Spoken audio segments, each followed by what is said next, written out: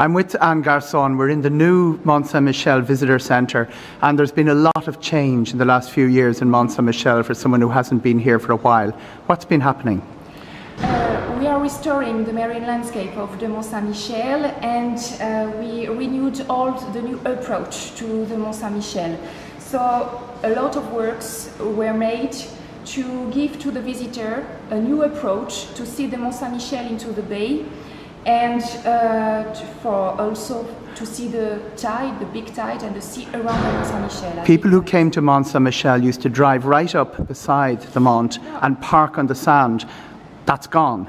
Yes, all the people have to park on the mainland, and then they go on foot or by bus. But on foot is very beautiful because you can see this amazing landscape on the bridge.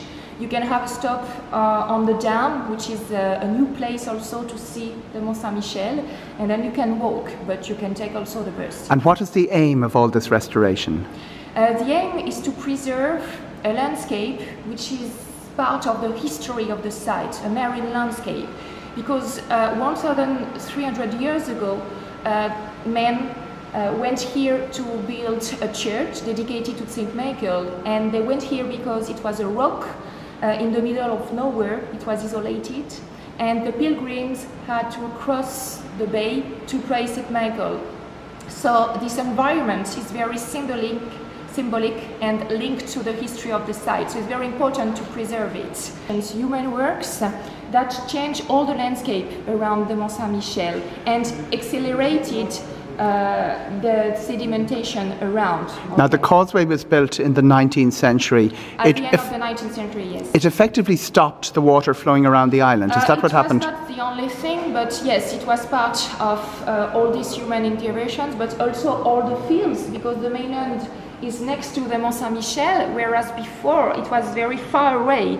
But men gained land under cultivation just closer to the Mont Saint-Michel. And also this causeway was a very big stop of the sea currents around. Often is the island surrounded by water, and what is the target? During the big tides, so with a coefficient of 110. Okay, but from the coefficient of 90, we can see the sea surrounded and go underneath the bridge. Okay, so we walk on the water on the bridge.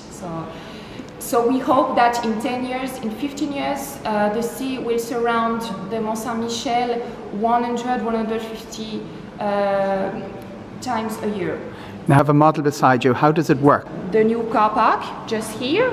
So people arrive just here with their car or with the bus, the public bus. Then they can go on foot by this way, and the new causeway and the new bridge.